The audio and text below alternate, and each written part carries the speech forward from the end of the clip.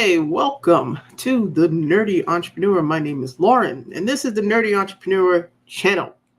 And we are here to help all you folks who are the nerdy folks out there looking to figure out whether or not you want to start a side business or grow your business so you can do more fun, nerdy things while doing responsible adult things like pay off your debt, or maybe escape the job that is the job from hell. Whatever your case may be, this is the channel for it. Once again, my name is Lauren, and welcome to the Nerdy Entrepreneur channel. I am the Nerdy Entrepreneur. And tonight is the first of many live stream shows. We're going to get back into doing that. Today is the pre-up specialized show for Sunday, but we will have another show dropping later on this week on Wednesday, times to be announced later on. And the topic for this show is 10 years of side hustling advice in about 10 minutes. Okay?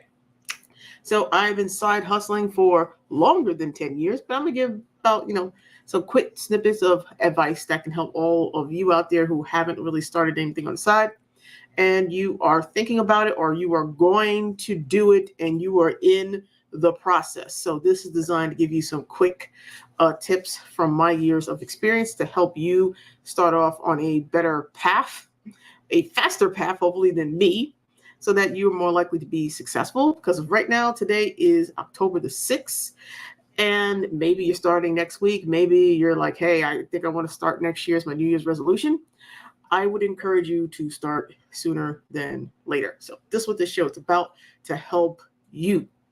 So it's going to be about 10 minutes. I'm going to set a timer, so you might hear some noises if I'm about to go over 10 minutes, trying to keep it relatively tight here. So the timer is going. So here we go. Now, look, there's a lot of stuff that I can say, with all the experience that I have, to possibly help you out there trying to find your path in side hustling.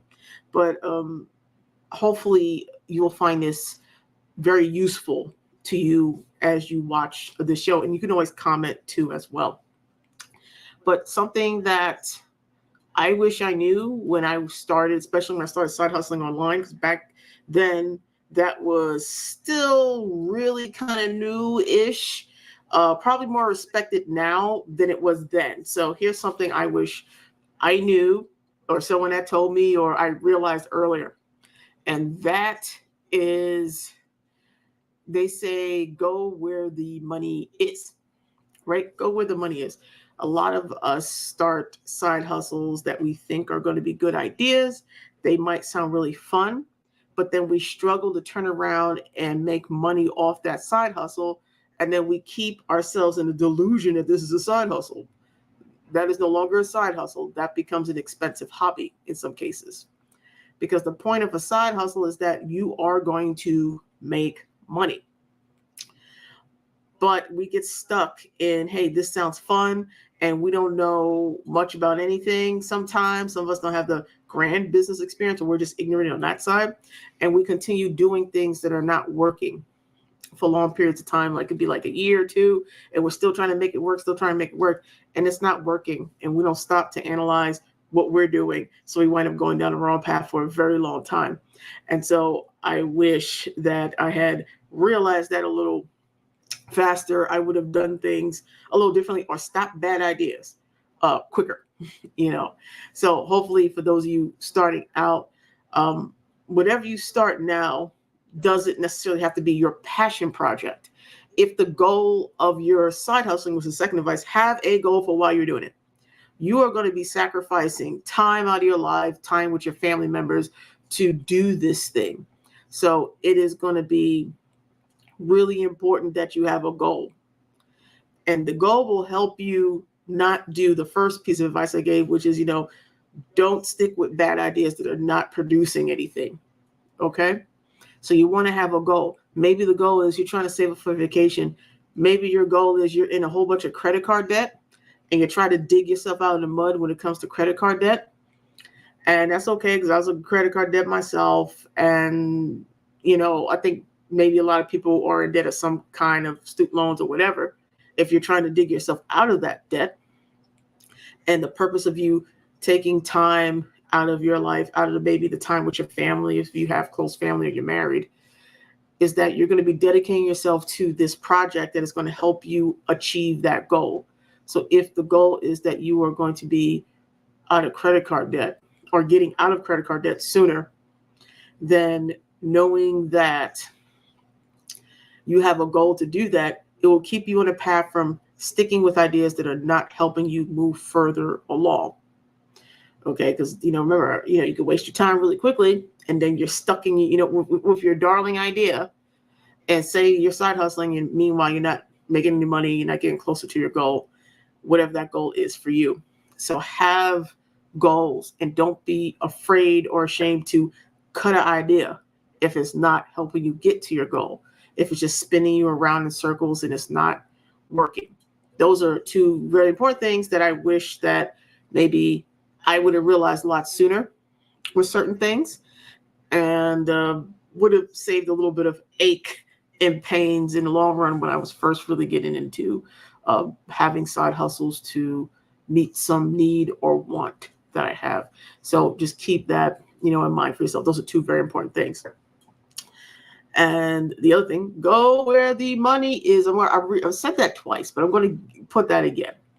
What I mean by this is the flip side of it. One thing is going with a bad idea and it's not making any money. The other thing is picking the right people to actually sell to. Okay? Many times you'll probably hear me say on the channel, choose who you serve. That's going to be important. You need to know who you're selling to. I used to sell tutoring services. So I was selling to mainly moms or parents, tutoring services. Some of you are going to be selling maybe house cleaning services, if that's what you want to do on the side. You're going to be selling, some of you be selling a physical product, or you're selling like maybe an ebook that helps someone dress better, or whatever the case. The thing is, know who you are selling to. That's so important. We waste so much time in figuring out business ideas by not focusing on the people who are actually going to be paying us, because it's about them more so than about us. And a lot of us kind of forget that in the midst of wanting to do something that's fun and cool, right? But if fun and cool things doesn't make us money that gives us a goal, then we could be spinning our wheels on an idea that's not going to work. So focus in on who you're going to serve, who you're going to sell to. Can you reach those people? That's another piece of advice. Whoever you sell to, you have to be able to talk to. You got to be able to reach them somehow, right?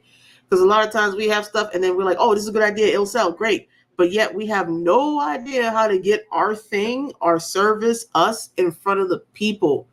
And that's why a lot of us fail. I know a bunch of freelancers, right? And a lot of them wind up switching who they serve all the time because they don't know how to get in front of the right people who are going to make the decision to hire them. It's the same thing. Doesn't matter if you have an Etsy store. A lot of you folks in here, some of you on Etsy make some cool things. But what are some of the bigger problems? You can't get your store in front of more people who will be able to buy your product. So therefore you don't sell as much.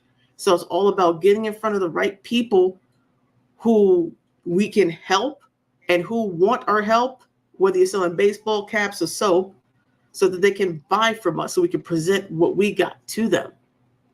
So we have to be able to get in front of the right people, meaning we need to know who we serve and we need to know something about them. These are mistakes that we make. What do we know about these people? Do they have the money? Do they have this problem? What's their, a teacher of mine, he calls things, what's the emotional temperature people have? And he would say something like, well, I brush my teeth twice a day, and I pee more than that. Right? That's what he would say. But I don't have any emotional temperature between either one of those activities unless I have a pain somewhere. When I got pain, I got emotional temperature. I got urgency to find a solution. And that's true. Do people who are going to have an urgency to, figure out that solution? If you're selling baseball caps, if it's, what's the emotional temperature to someone with a baseball cap? Well, if it's a Yankee cap and it's a signed Derek Jeter cap and they're a big Derek Jeter fan, their emotional temperature will be higher. So you might be able to sell that baseball cap to them and sell them for a nice price. But you got to be able to get in front of them. So those are some of the mistakes that I know I made. It's like, hey, I had a good idea for something. It's proven, but I had no way of getting in front of the people who could pay for the thing. And so it caused a lot of trouble. So that's some advice there that I wish someone would say, hey, Lauren, don't pick a group to sell to unless you have a way of getting in front of them. Figure out how you're going to get in front of them and how often you get in front of them so that you could turn around and pitch and adjust and pitch and sell your thing, or else you're going to be in a world of hurt, disappointed in yourself, even though you see other people succeeding, but they have the golden ticket to get in front of the people who can and are willing to buy the thing. And so you feel like a failure because you haven't thought of, oh, how am I going to get in front of these people? And, like we make that mistake, like, hey, we pick these ideas and then we can't get in front of the people who can actually buy them. And so we wind up like struggling. And sometimes you're not really failing. It's just we have failed to figure out how to get in front of those right people to show our thing, because we'll see everybody else win on that end. And it can be very stressful and disappointing. And I've gone through that a few times. And if you listen to this and you hear that, like, hey, that's a good idea. I need to know how I'm going to get in front of these people. If that saves you some freaking time, I would be happy, because it wasted a lot of my time when I couldn't figure out how to get in front of the right people for my thing, or it was going to be hard to get access to certain people to pitch my thing. And it took me a bit to actually figure out how to do that, and how much of a hurdle that was. I might have picked something else that would have got what I needed to get to, a lot faster. So we're coming close to the time on that. I hope those tidbits of things will turn around and then help you. Time's up, but they'll help you, on your journey to be, an entrepreneur, on your journey to have your side hustle that's going to help you do the things you want to do, get out of debt, save up some emergency money, buy something really cool or nice, maybe save up for retirement. That's something I think about more and more often, and that you'll get there faster, a lot faster, hopefully, than me, and be successful. You can't fail fast if you don't do anything. So the key to all this is that all you out there who will listen to the show in the future, who have listened now, that you turn around and take more action and go back and listen to this episode, which will be up here on YouTube for you to watch, and take some of that 10 years of experience and apply it to you now, so that you have now fast forward your progress 10 more years. So that's something that I thought would be kind of helpful for all the folks out there, because it's that time of the year, folks. It's the time of the year where a lot of people will be getting laid off. Yes, a lot of people, unfortunately, this is one of those times of the year where a lot of people do get laid off. Particularly, it tends to happen, a lot of it tends to happen about the week before Thanksgiving, of me watching that. So hopefully you're in a safer position at your job for now, if for those of you who are working. Or you can listen to this episode and you take a step forward in planning what your side hustle is going to be, so you can get that process started. And hopefully, if you listen to the show, you're not going to get laid off and have to worry about that, or you can hop to another job while you're working on your side hustle.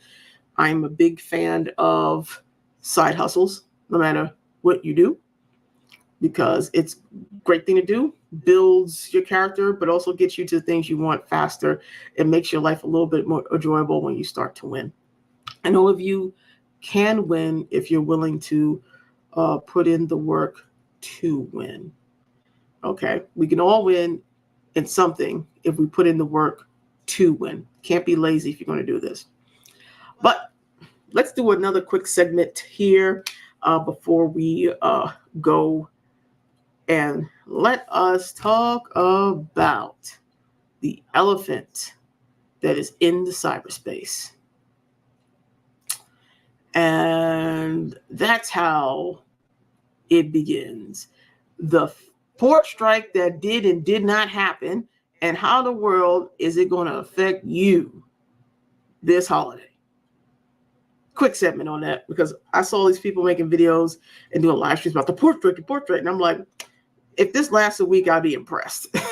It's the fourth quarter. No one got time for that. And they delayed it. I think it's a January the 15th.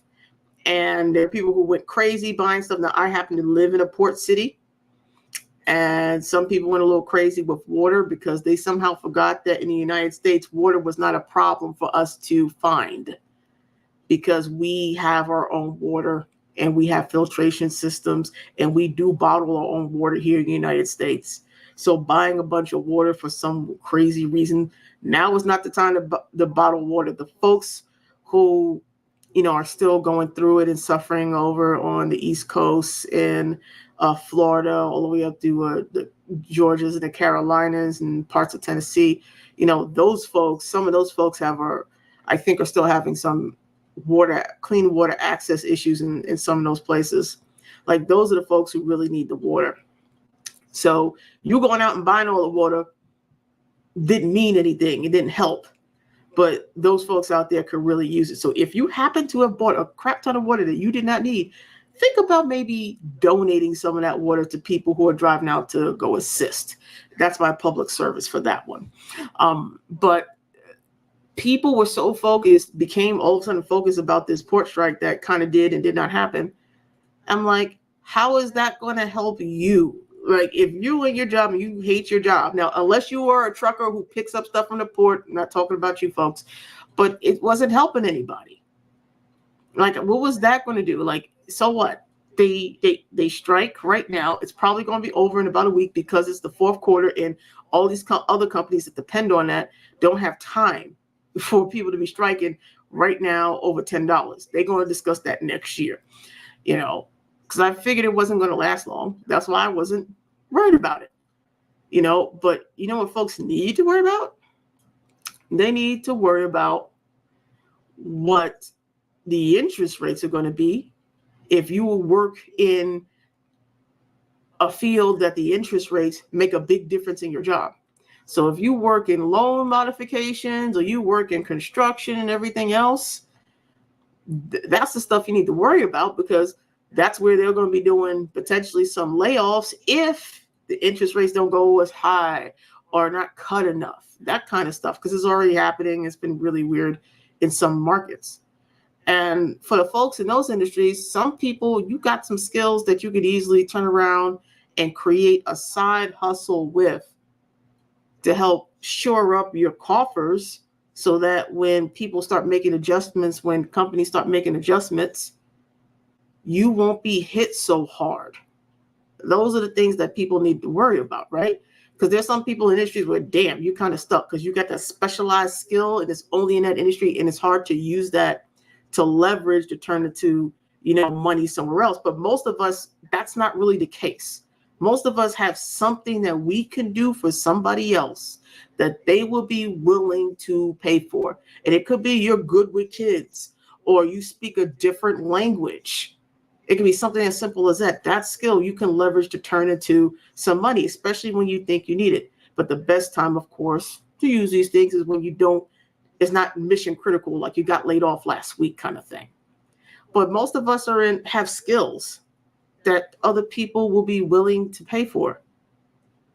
And so worrying about a port strike that we could do nothing for or against didn't make sense. I'm like, there's people in construction jobs right now. There's realtors right now who cannot move houses right now because of the uncertainty. We're having an election here in the U.S. There's a lot of uncertainty. People are kind of pausing on whether or not they're going to buy that property or not. And so there's a whole bunch of people out there whose lives depend on that industry to keep going. There's construction companies, there's remodeling companies, who are not getting as much business in certain places because of that.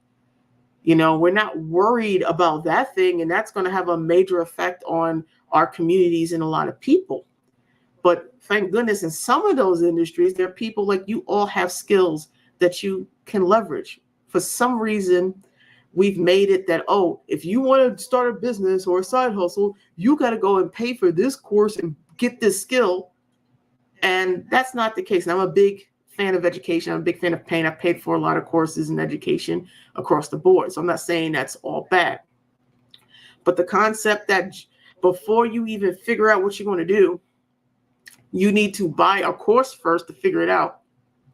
not to figure out, to actually learn the skill to do it, is not necessarily true. For some people that is, but for a lot of you don't. You have skills. You have something that's valuable that somebody else is going to want and be willing to pay for. Whether it's you know how to cook, you can cook for somebody, you can babysit for somebody, service stuff, you know how to fix certain things with a computer, you know how to build a website because you had to do it, you know how to do some social media management because you had to do it for work. Imagine if you work in the marketing department for, your real estate company, and your real estate company ain't doing so hot because, you're not being able to move properties right now as much in the area you're at. But you do their social media management.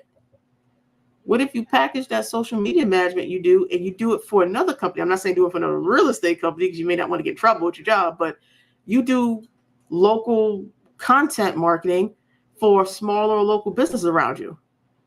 They could pay you like maybe $500 for, anywhere from $300 to $500 a month. You grab a few of them. I mean, you're local. They might know you from you operating in that town, and you turn around and you get, five of them. And then you got $2,500 a month, $500 a piece, $2,500 a month. And it's only taking you a few extra hours a week. And you didn't have to really learn the skill because it was a skill that you already learned and developed because you do it for your full-time job. That you're just shoring up to make sure you have some money on the side or to pay off some debt or save for some retirement, because it's been really iffy in certain parts of the market in the US with real estate right now. The stuff that we actually probably should be more concerned about. But you leverage a skill you already have to turn around and shore up some side money to help you. Like that stuff, most of you can do. You don't always have to, oh God, I got to spend like $2,500 on a course to figure out what I want to do. Some people do have to do that. Absolutely. Some people do have to do that. They have no clue. They're not well trained, not much skill, and they need that type of course. But not everybody needs it. There's some people, like you might need guidance on one, learning how to sell, learning how to build a presentation, learning how to prospect. You might need that type of guidance. But you don't necessarily have to jump into figuring out by the end of this course, you know exactly what side hustle you'll want. You don't necessarily have to do that. And if people sell it, and I'm not against people buying courses, but I'm against you evaluating where you are right now. What is something you do maybe for your job right now that you could turn around and turn that into dollars, doing it for someone else on the side a few hours a week to bring you some security in your life in a time where it may not be as much security as you like. That sort of thing I think is important for all of us to assess what skills we have. Do people pay for this? Can I get in front of these people? Will they pay me for the skill? Can I figure out how to get paid? Good. Can I get like 5 or 6 of these people? That kind of stuff right there.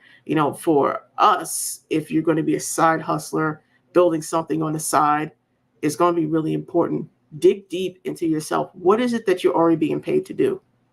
And look out there and say, does anyone pay somebody else to do this? And is there someone out there who would love for you not to work for them, not necessarily a job, but as a contractor, be willing to pay you to take care of this problem? If there's a yes to those questions with some of the things you do, then guess what? You have a service you can offer.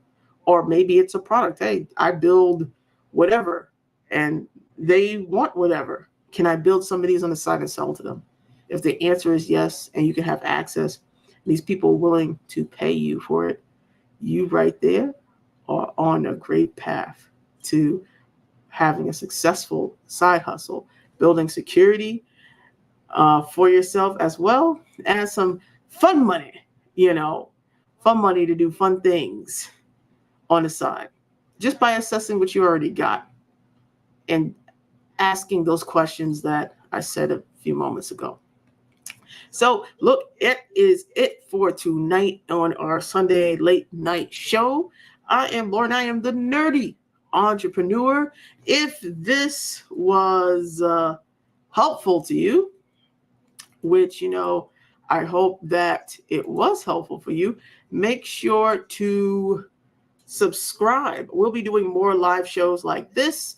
The next live show is going to be Wednesday. There will be banners telling you what time on Wednesday that's going to be. I'm in Central Time here, so if you're in Central Time or Eastern Time or another time zone, just check back. The best way to find out when is the next live for the show is by subscribing and making sure you are tapping that bell so you get notified on the next live, which will be this week, Wednesday. The times will be announced. So make sure you subscribe, invite others. If you have other people who be interested in learning about business and side hustling and developing and using your skills to bring in more money, to get you out of debt, to pay for retirement and do fun, nerdy things, whatever that means to you, make sure to invite them on the channel and see you next time.